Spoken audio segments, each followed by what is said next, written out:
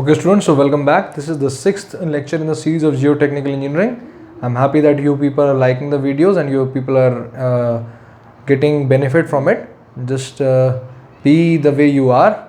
Keep on sharing the videos as you have been doing until now. Moving forward, I'm going to start off with this lecture. Okay, so in today's lecture, the first question deals up with the first terminology, that is what do you mean by the term sensitivity? Sensitivity का मतलब होता क्या है? Sensitivity is a term which is mostly used in order to quantify the amount of swelling and shrinkage characteristics which can be found out in case of fine grained soil.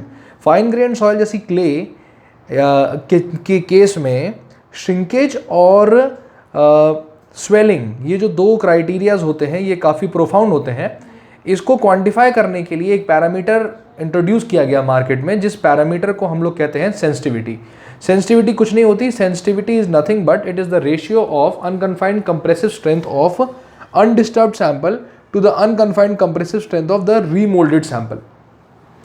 तो undisturbed sample वही sample होता है जो उसी state में होता है जिस स्टेट में वो नेचुरली प्रेजेंट होता है, और रीमोल्डेड सैंपल वो सैंपल होता है जिसे हम जिस स्टेट से लेकर आए हैं नेचुरल स्टेट से, उससे उसको मूव करवा के और उसको शेक करके या उसको किसी भी प्रकार का डिस्टर्बेंस दे के उसके नेचुरल स्ट्रक्चर को ब्रेक करके एक नया स्ट्रक्चर उसके अंदर हम डिस्टर्ब्ड स्ट्रक्चर हम बना देते हैं. उस डिस्टर्ब्ड स्ट्रक्चर को से बनी हुई जो सॉइल होती है उसी को हम लोग रीमोल्डेड सॉइल कहते हैं. इंपॉर्टेंट ये है कि सेंसिटिविटी की जो वैल्यू होती है ये हमेशा 0 से ज़्यादा होती है, और जितनी ज़्यादा वो सॉइल सेंसिटिव होगी उतनी ज़्यादा उसके अंदर वाटर को एब्जॉर्ब करके श्रिंकिंग और स्वेलिंग की कैरेक्टरिस्टिक्स होंगी. तो this is all which I would like to tell you about the term shrinkage. I am going to move on to the next part now. What is the coefficient of active and passive earth pressure? Active और passive earth pressure के जो coefficients हैं उनका मतलब क्या होता है? देखिए, आपको इतना तो पता ही है कि जब भी, मैं इसे नीचे बताता हूँ, एक सॉइल का सरफेस है, इस सॉइल के सरफेस के ऊपर जब भी मैं देखता हूँ कि कोई लोड लगाया है तो इसका जो वेरिएशन होता है टोटल स्ट्रेस का, वो इस प्रकार से कुछ होता है.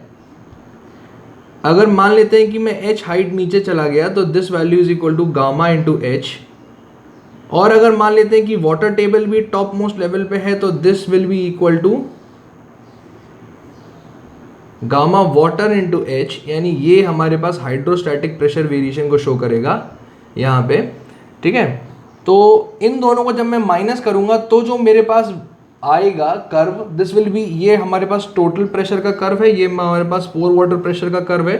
दोनों को जब मैं माइनस करके एक तीसरा कर्व जब मैं प्लॉट करूँगा तो this will be equal to effective stress का curve.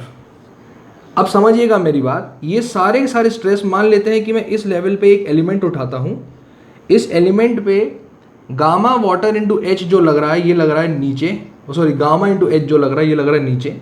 Gamma water into H जो है दिस इज हाइड्रोस्टैटिक, यानी ये एक बॉयंट टाइप का फोर्स है, ये लग रहा है ऊपर. तो ये यू है, ये सिग्मा है. तो जो इफेक्टिव जो मुझे मिलेगा, effective is equal to sigma minus u होता है. ये सबको पता है इस चीज़ के बारे में. ये दोनों ही कंडीशंस में जो प्रेशर लग रहा है या जो स्ट्रेस जो लग रहा है ये वर्टिकल डायरेक्शन में लग रहा है. तो इतना तक तो हमें पता था. अब प्रॉब्लम क्या है कि एक फाउंडेशन बनाने के लिए तो कोई समस्या नहीं है. समस्या आएगी जब हम इसी का यूज़ करके we want to design a retaining wall. Retaining wall क्या होते हैं? वो स्ट्रक्चर्स जिनके पीछे अर्थ मतलब सॉइल को स्टोर किया जाता है. मान लेते हैं कि this is a retaining wall, और उस रिटेनिंग वॉल के पीछे सॉइल को हमने स्टोर किया. तो अब जब मैंने देखा तो ऊपर से लेकर h डिस्टेंस पे जब इसी एलिमेंट को मैं दोबारा देखता हूँ तो मुझे वर्टिकल स्ट्रेसेस के बारे में तो पता है, मुझे एक और स्ट्रेस के बारे में पता करना ज़रूरी है, वो है हॉरिजॉन्टल स्ट्रेस. हॉरिजॉन्टल जो स्ट्रेस होता है मेरे पास वो वैल्यू हमें नोन होनी चाहिए. उसी के बेसिस पे इस अर्थ रिटेनिंग स्ट्रक्चर को डिज़ाइन किया जाता है. अब वो जो हॉरिजॉन्टल स्ट्रेस होता है इसी को हम लोग कहते हैं अर्थ प्रेशर. क्या कहते हैं? Earth pressure. तो अर्थ प्रेशर को अगर हमें कैलकुलेट करना है तो क्या करना पड़ेगा? कुछ भी नहीं करना पड़ेगा, बिल्कुल सिंपल है. मान लेते हैं कि ये वही एलिमेंट है जो h की हाइट पे था, तो इस पे इफेक्टिव स्ट्रेस सिग्मा बार लग रहा था. ठीक है, तो earth pressure will be the horizontal stress, जैसे कि मैंने आपको बताया। तो ये जो हॉरिजॉन्टल जो अब हमारे पास स्ट्रेस होगा, this will be nothing but K into sigma bar plus u, K into sigma bar plus u. मतलब देखिए, ध्यान समझिएगा, इसका कुछ प्रोपोर्शन जो है वो हॉरिजॉन्टल स्ट्रेस का कंपोनेंट बनता है, वो जो प्रोपोर्शन है वो शो करता है के। वर्टिकल स्ट्रेस का कितना प्रोपोर्शन हॉरिजॉन्टल डायरेक्शन में एक्ट करेगा, this will be equal to K and u. अब आप कहेंगे सर यू को ऐड क्यों किया? यू को ऐड इसलिए किया मेरे भाई, बिकॉज वी हैव, इस केस में बॉयंट फोर्स ऊपर के डायरेक्शन में लगता है, सबको पता है। लेकिन अगर हम देखें पास्कल के लॉ को, तो पास्कल का लॉ ये कहता है कि जब भी किसी भी एक वाटर बॉडी में या जिसमें पानी स्टैटिक मोड पे है, वहाँ पे किसी भी डेप्थ पे अगर हम देखेंगे तो पानी के हर पार्टिकल पे लगने वाला जो प्रेशर है हर डायरेक्शन में वो इक्वल होता है। तो अगर इस पॉइंट पे मेरे पास एक वाटर की वजह से एक स्ट्रेस लग रहा है U, तो जितना ये स्ट्रेस ऊपर के डायरेक्शन में लग रहा है उतना ही स्ट्रेस हॉरिजॉन्टल डायरेक्शन में भी एक्ट करेगा। That is why we add this value, और इसी को हम लोग कहते हैं अर्थ प्रेशर। क्या कहते हैं? Earth pressure. अब अर्थ प्रेशर के भी तीन वैरायटी होती है हमारे पास। पहला होता है अर्थ प्रेशर एट रेस्ट, दूसरा होता है earth pressure in active case, active earth pressure, और तीसरा होता है पैसिव अर्थ प्रेशर। अब समझने की जरूरत है कि तीनों केस में होता क्या है। बहुत सिंपल है। अगर ये अर्थ रिटेनिंग वॉल जो है ये एक जगह रुकी हुई है और मूव नहीं कर रही आगे पीछे, तो जो केस बनता है this is called as earth pressure at rest. और अर्थ प्रेशर एट रेस्ट जो होता है इसको के नॉट से रिप्रेजेंट किया जाता है, यानी के की जगह पे मैं के नॉट यूज करूंगा, और के नॉट की जो वैल्यू होती है ये होती है म्यू अपॉन 1 माइनस म्यू, जहां म्यू की वैल्यू जो होती है this is the Poisson's ratio, this is the Poisson's ratio. अब आते हैं एक्टिव केस में। एक्टिव के केस में के की जगह पे हम यूज करेंगे के ए का, और के ए जो होता है this is equal to 1 minus sine phi divided by 1 plus sine phi. Phi मैं आपको पहले बता चुका हूं, phi is the angle of internal friction. इससे पहले वाले में मैं दो टाइप के रेजिस्टिंग मैकेनिज्म के बारे में आपको बताया था, cohesion and angle of frictional resistance. उनमें से एंगल ऑफ फ्रिक्शनल रेजिस्टेंस ये फाई होता है। पैसिव अर्थ प्रेशर जो होता है उसमें के की जगह पे यूज करेंगे के पी का, and K P is 1 plus sine phi divided by 1 minus sine phi. ये होता है हमारे पास। इससे हम एक चीज को और जज कर सकते हैं कि के ए और के पी का अगर मैं मल्टीप्लीकेशन करूं तो I will get the product as 1, I will get the product as 1। So this is all which I would like to tell you in this. अब कंपेयर करना है अर्थ प्रेशर के कोफिशिएंट को हमें। सबसे पहले तो मैंने क्वेश्चन नंबर 2 में पूछा था कि कोफिशिएंट ऑफ एक्टिव और पैसिव अर्थ प्रेशर क्या होता है, ये मैंने आपको बता दिया। हाँ, अब इम्पॉर्टेंट ये है कि जैसे इसमें मैंने कहा था कि रिटेनिंग वॉल रुकी हुई है, एक्टिव के केस में क्या होता है कि retaining wall is moving away from the backfill, is moving away from the backfill. और पैसिव के केस में क्या होता है कि the retaining wall is moving towards the backfill, towards the backfill. तो एक चीज आपको क्लियर होनी चाहिए कि ये केस नेचुरल केस है। जब वो रिटेनिंग वॉल बाहर साइड में मूव कर रही है तो ऑब्वियस सी बात है कि सॉइल की टेंडेंसी है उसको बाहर साइड में मूव करवाना, ऐसा है।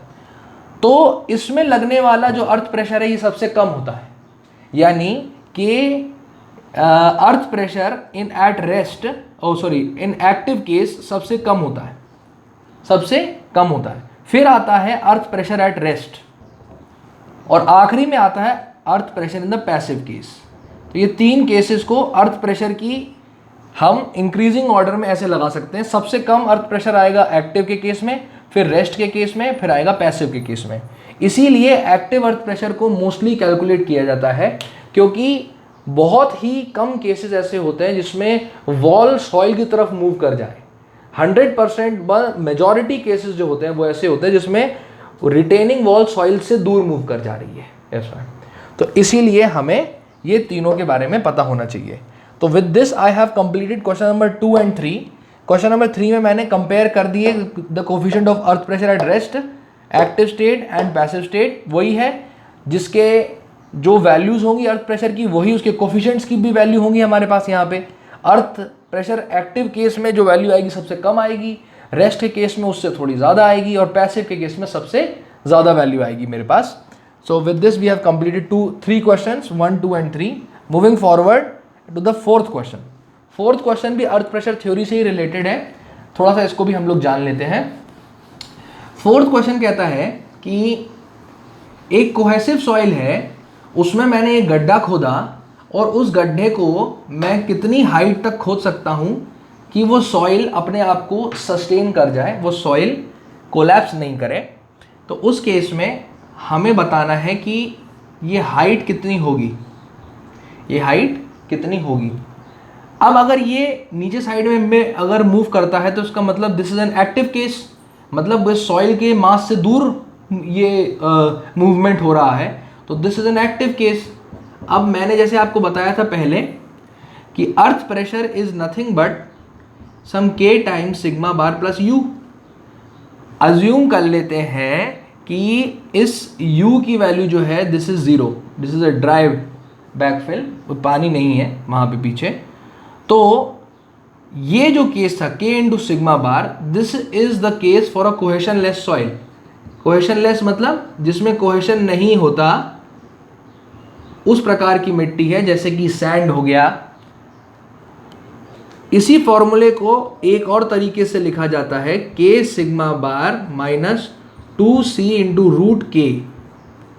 This is the formula which is use for cohesive soil, जिसमें कोहेशन भी प्रेजेंट होता है सॉइल में। अब जैसे कि मैंने कहा था कि ये एक्टिव केस है, तो इसमें k की जगह पे हम क्या यूज करेंगे, ka का यूज करेंगे। ka की वैल्यू मैं आपको पहले बता चुका हूं। अब अगर ये है हमारे पास एक्टिव अर्थ प्रेशर की कंडीशन, तो हमें इसको अगर ग्राफिकली प्लॉट करना है तो ग्राफिकली इसको इस प्रकार से प्लॉट किया जाता है कि मान लेते हैं कि दिस इज द सॉइल और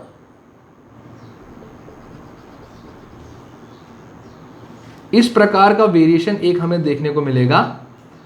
टॉप मोस्ट लेवल पे जो स्ट्रेस होगा this is equal to 2c root K a, और जहां तक हम एक्सकेवेशन करेंगे वो उतनी डेप्थ तक होना चाहिए कि ये जो सबसे नीचे जो स्ट्रेस आए this is also equal to 2c root K a, this is also equal to 2c root K a. ऐसा क्यों? ऐसा इसीलिए ताकि ऊपर से लगने वाली फोर्स और नीचे से लगने वाली फोर्स जो होंगी ये एक दूसरे को काउंटरैक्ट कर लेंगी, और इस पॉइंट तक यानी इस हाइट, इस डेप्थ तक ही एक्सकेवेशन तक हम कह सकते हैं कि सॉइल स्टेबल बनी रहेगी। इससे थोड़ा सा भी हम ज़्यादा करेंगे तो सॉइल क्या कर जाएगी, कोलैप्स कर जाएगी। तो सिग्मा एच की जगह पे अगर मैं यहाँ पे 2c रूट के ए को ही पुट कर देता हूँ दोबारा, तो इसी को मैं अगर मैं सॉल्व करता हूँ तो what I am going to get is that 2c root ka is equal to ka gamma bar minus 2c root ka, ये इस साइड चला जाएगा तो this is 4c root ka is equal to ka sigma bar. अब sigma bar को अगर मैं represent करता हूं in terms of gamma into H, this gamma can be any gamma, this can be saturated, this can be submerged, it depends upon the conditions. So this is equal to ka into root c 4c root ka, ये root हट गया, यहाँ पे एक root लग गया हमारे पास, तो 4c divided by gamma root ka is equal to h।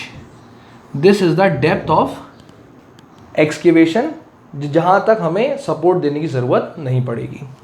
So this is the formula, जहाँ पे c है कोहेशन, गामा है इफेक्टिव यूनिट वेट, ये है हमारे पास coefficient of active earth pressure, जिसकी वैल्यू मैं आपको इससे पहले बता चुका हूं in terms of angle of internal friction.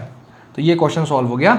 Moving forward, हमें फॉर्मूला लिखना है टेलर स्टेबिलिटी नंबर का। देखिए थोड़ा समझने की कोशिश करें। Taylor stability number is a topic which is related to finite slope stability. Slope की स्टेबिलिटी को कैसे एनालाइज किया जाए, ये बहुत इंपॉर्टेंट टॉपिक रहता है। हम बीटेक लेवल पे इस पे ज़्यादा ध्यान नहीं देते हैं, पर प्रैक्टिकल में जहाँ हिली एरियाज होते हैं वहाँ पे इसका बहुत ज़्यादा यूटिलिटी है।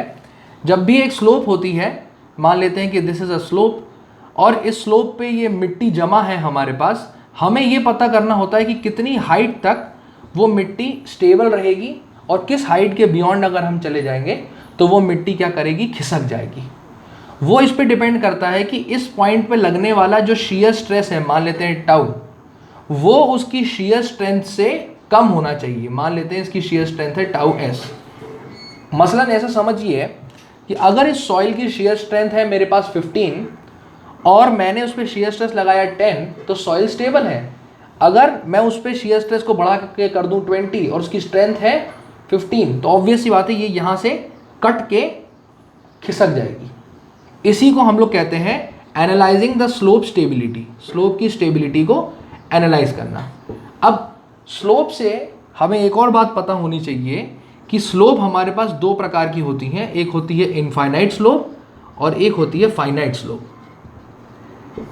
इनफाइनाइट स्लोप और फाइनाइट स्लोप का एनालिसिस अलग अलग होता है। टेलर स्टेबिलिटी नंबर जो होता है ये फाइनाइट स्लोप के लिए ज़्यादा उपयोगी है, इसी में उपयोग किया जाता है। तो एक स्टेबिलिटी नंबर होता है जिसे हम SN से रिप्रेजेंट करते हैं, SN। इसकी वैल्यू के करस्पॉन्डिंग हमें एक हाइट की वैल्यू मिलती है जिस हाइट तक वो जो फाइनाइट स्लोप है वो स्टेबल बनी रहेगी। SN की वैल्यू होती है हमारे पास CM divided by F into H। SN की वैल्यू होती है CM यानी mobilized friction, maximum mobilized cohesion, maximum mobilized cohesion divided by factor of safety into height of excavation या height of this deposit over the slope. तो हम अगर मुझे ये स्टेबिलिटी नंबर की वैल्यू पता है और कोहेशन की वैल्यू पता है और फैक्टर ऑफ सेफ्टी पता है, तो मैं निकाल सकता हूँ कि कितनी हाइट तक वो स्लोप जो रहेगी वो स्टेबल बनी रहेगी, फाइनाइट स्लोप स्टेबल बनी रहेगी। ठीक है, तो दिस इज द वैल्यू। एक और चीज़ बताना चाहूँगा कि इसकी मैक्सिमम वैल्यू, स्टेबिलिटी नंबर की मैक्सिमम वैल्यू 0.261 तक जा सकती है। टेलर स्टेबिलिटी नंबर की मैक्सिमम वैल्यू 0.261 तक ही होती है। इनफाइनाइट स्टेबिलिटी पे हम नहीं जाएंगे। Moving forward, last question in this lecture, आखिरी जो सवाल है, this question is also related to finite stability of slope. The question says कि बेस फेलियर के लिए किसी भी फाइनाइट स्लोप में डेप्थ फैक्टर की वैल्यू क्या ली जाए। तो समझने की ज़रूरत है कि फाइनाइट स्लोप, जैसे कि मैंने आपको इनफाइनाइट स्लोप बताया था, finite slope always fails in a curved manner. जैसे अगर इस स्लोप का फेलियर मुझे कराना है तो 3 तरीक़ों से हो सकता है। या तो ऐसे इस प्रकार से यहाँ खिसक जाए मिट्टी, या तो इस प्रकार से जस्ट इसको टच करते हुए ऐसे मिट्टी खिसक जाए, और या तो वो इस प्रकार से हो जाए। तो ये 3 केसेस हैं मेरे पास, पहला, दूसरा और तीसरा। पहले वाले केस को मैं कहता हूँ फेस फेलियर, दूसरे वाले केस को मैं कहता हूँ टो फेलियर, और तीसरे वाले केस को मैं कहता हूँ बेस फेलियर। क्वेश्चन में आपसे पूछा गया है बेस फेलियर के बारे में। बेस फेलियर जो होता है, बेस फेलियर को गवर्न करने के लिए, इन तीनों फेलियर्स को गवर्न करने के लिए एक फैक्टर यूज होता है जिसे हम लोग कहते हैं depth factor. And depth factor is equal to H+D/H। बहुत सिंपल फैक्टर होता है, where H is the height of the slope, D is the depth of the deposit below this slope. अगर डेप्थ फैक्टर की value मेरे पास equal to 1 हो गई, इसका मतलब ये हो गया कि H+D divided by H is equal to 1, that is D is equal to 0। D 0 हो गया, यानी ये जो है ये कम होके यहाँ पे आ गया। तो अगर ये यहाँ पर आ गया तो उस केस में क्या होगा, उस केस में होगा टो फेलियर, क्योंकि नीचे तो हार्ड सॉइल है हमारे पास, हार्ड स्ट्रेटा है, तो यहाँ से तो फेलियर हो नहीं सकता, ये सॉफ्ट सॉइल है ऊपर का, तो यहीं से ही बस जो कुछ होगा वो होगा। तो दिस इज, अगर डेप्थ फैक्टर की वैल्यू है 1 तो this is equal to toe failure. अब समझना मेरी बात को, अगर ये ग्रेटर देन 1 हो जाए तो H+D/H इज ग्रेटर देन 1, इसका मतलब ये जो डेप्थ है ये कंसिडरेबल है in accordance to the height of the slope. तो अगर ये ग्रेटर देन 1 है तो मैं ये कहूँगा कि कैसा फेलियर होगा, इस पाथ से, तो I will say this is a base failure, this is a base failure. तो बेस फेलियर होने के लिए डेप्थ फैक्टर की वैल्यू क्या होनी चाहिए, ग्रेटर देन 1 होनी चाहिए। So this is all which I would like to tell you in this part of the lecture series. Hope you people enjoyed it. So like the video and share the video and subscribe to my channel. I'm going to meet you in the next installment of this lecture series. Stay happy, stay healthy. Thank you.